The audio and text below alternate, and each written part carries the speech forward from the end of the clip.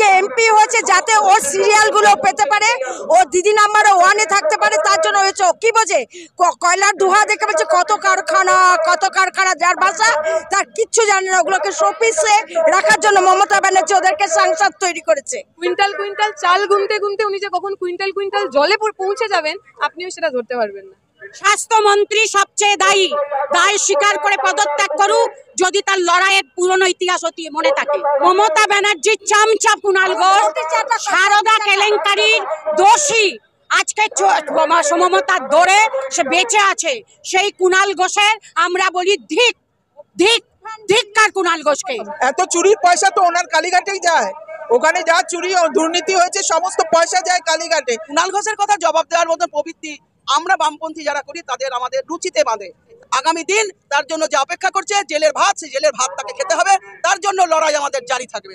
সবই তো একই গোয়ালের গরু, যার মা মানে যাদের রাজনৈতিক মা এটা বলতে পারেন একটা 12 বছরের মেয়ের খুন ধর্ষণের পর যে মেয়েটার রিলেশন ছিল কিনা, প্রেগনেন্ট হয়ে গেছিল কিনা, তার সন্তানেরা তার কুসন্তানেরা এর চেয়ে বেশি কি বলবেন? আমি এদের কাছে কিছু আশা করি না, এরকম না বললেই বরং আমার মনে করে বাবারে। তার কেন ঘুম হচ্ছে না জানেন? কারণ সে ভয় পেয়েছে। সে জানে যে তার নিচের যে যারা ধরা পড়ছে এবারে আস্তে আস্তে মাথায় ধরা পড়বে, সেই জন্য তিনি ভয় পেয়েছেন। মুখ্যমন্ত্রী তো সমস্ত প্রমাণ লোপাট করে আজকে বাধ্য হচ্ছেন, কিন্তু উনি তো বিচার করতে পারবেন না, কারণ উনি তো আসল অপরাধীদের আড়াল করেছেন।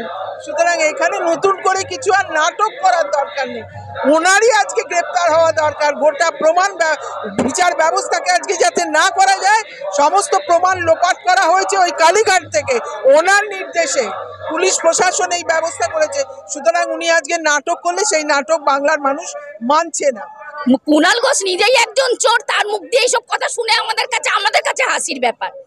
সে নিজেই দিদির নামে বদনাম করেছিল, সে দিদির এগেনস্টে গেছিল, তার মুখে বামপন্থীরা যে থ্রেড কালচারের কথাগুলো বলছে তার মুখে মানায় না। পুলিশ মন্ত্রী অপদার্থ, তার পদত্যাগ করে সে দৃষ্টান্ত স্থাপন করুন যে হ্যাঁ তিনি প্রকৃতপক্ষে প্রশাসক। ধিক্কার জানাই। রাজ্যের মানুষ আরজি করের খুন এবং ধর্ষিতা হয়ে যাওয়া মেয়েটির বিচার চাইছে। সেখানে অনুব্রত, কুণাল এরা কি বলছে মানুষের তাতে কিচ্ছু যায় আসে। সন্দীপ ঘোষের থেকে আরো মাথা আছে। আমরা স্বাস্থ্যমন্ত্রী পদত্যাগ চাই, আমরা পুলিশ মন্ত্রী পদত্যাগ চাই। বিচার এই রাজ্যে হবে না, কারণ যারা অপরাধী তাদের আড়াল করার জন্য এই রাজ্যে সরকার বসে রয়েছে ক্ষমতায়। সমস্ত চোর, ধর্ষক, দুষ্কৃতীদের নিয়ে একটা সরকার, সেই সরকারের রাজত্বে যে বিচারকে প্রহসনে পরিণত করবে, আমরাও দেখে ছাড়বো যে কি করে এই বিচার না দিয়ে যায়। যেই রকম দিদি সেই রকম তার সহযোগী সংসদগুলো তো হবেই, তাদের কাছ থেকে আর কি আশা করব? আমরা ভেবেছিলাম যে মহিলা মুখ্যমন্ত্রী, তিনি মহিলাদের সমস্ত কিছু বুঝবেন, জানবেন, নিরাপত্তা দেবেন, কিন্তু তার বিন্দুমাত্র তিনি এই 13 বছরে দিতে পারলেন না।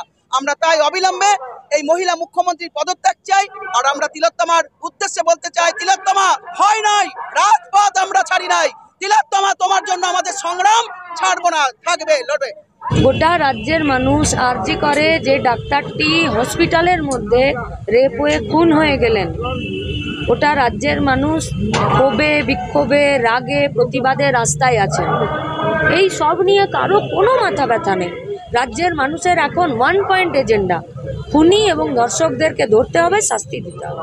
পুলিশের ভয়, কারণ ধর্ষক বোধহয় তাদের কেউ হয়, তাই কারণে তারা আমাদের আন্দোলন আটকাতে চান, আমাদের মিটিং মিছিল আটকাতে চান। কিন্তু বামপন্থীরা তো এই চোর, ডাকাত, চটিচাটা পুলিশের তোয়াক্কা করে না। যারা আমার বোনের ধর্ষণ খুনের তথ্য প্রমাণ লোপাট করলেন, তাদের কাছ থেকে পারমিশন আমাদের চাইতে হবে। ওই সিঙ্গুরের জমিতে তিনি ধর্ণা দিয়ে মা মাটি মানুষের ডাক দিয়ে এসেছিলেন। সেদিনই আমরা বলেছিলাম পশ্চিমবাংলার ভবিষ্যৎ এমন একজনের হাতে চলে গেল যেখান থেকে সমস্ত কিছু লোপাট হয়ে যাবে। প্রমাণ তো দূরের কথা, মানুষের, মহিলাদের ইজ্জত চলে যাচ্ছে। কুণাল ঘোষের এখন হাসি পাচ্ছে, কদিন পরে কান্না পাবে। ওনায় যাতে কান্না পাওয়ানো যায়, যারা মিথ্যে কথা বলে আমাদের কমরেডদের জেলে ঢুকাতে চান, ষড়যন্ত্র করেন, তাদের যাতে জেলে ঢুকিয়ে কাঁদানো যায়, তার ব্যবস্থা পশ্চিমবঙ্গের সাধারণ মানুষ করবে। এইটা দেখুন, প্রথম দিন থেকে যে আশঙ্কাগুলো আমরা বলেছিলাম, সিবিআই এর যত তদন্ত এগোচ্ছে, কিভাবে সেই সমস্ত আমাদের আশঙ্কাগুলো সত্যি প্রমাণ হচ্ছে। আমরা যে কথা বলেছি, এই সরকারের পুলিশ মন্ত্রী, স্বাস্থ্য দপ্তর, স্বাস্থ্যমন্ত্রী প্রত্যেকে তিলোত্তমার এবং প্রমাণ লোপাটের যে পুরো চক্র, তার মধ্যে জড়িত আছে। যে স্বাস্থ্য দপ্তর ডাক্তারদের, নার্সদের, কর্মচারীদের কোনো নিরাপত্তা দিতে পারে না, সেই স্বাস্থ্য দপ্তরে থাকার ওনার কোনো অধিকার নেই। সেজন্যই তো আমরা তার পদত্যাগ দাবি করেছি স্বাস্থ্যমন্ত্রী হিসেবে।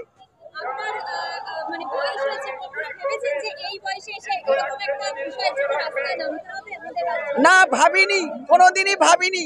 বিগত 34 বছরেও আমরা দেখিনি, কিন্তু এই 11 সালের পর থেকে গোটা পশ্চিমবাংলা এই জঙ্গলের রাজত্বে পরিণত হয়েছে। তারপর থেকে আজকে মেয়েদের এত বিপদ, আর সেই বিপদ আজকে যদি রুখতে হয় তাহলে আজকে হচ্ছে এই ন্যায় বিচার আমাদের আজকে পেতেই হবে। সেই দাবিতেই আমরা লড়ছি, আমরা লড়ে যাব শেষ পর্যন্ত, যতক্ষণ না আমরা বিচার পাচ্ছি।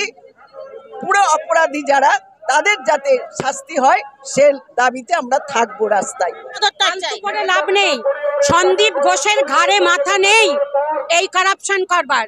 মৃতদেহ থেকে বর্জ্য পদার্থ ওষুধ সিরিঞ্জ ব্যবহার করেছে। স্বাস্থ্যমন্ত্রী সবচেয়ে দায় স্বীকার করে পদত্যাগ করুক, যদি তার লড়াইয়ের পুরনো ইতিহাস মনে থাকে।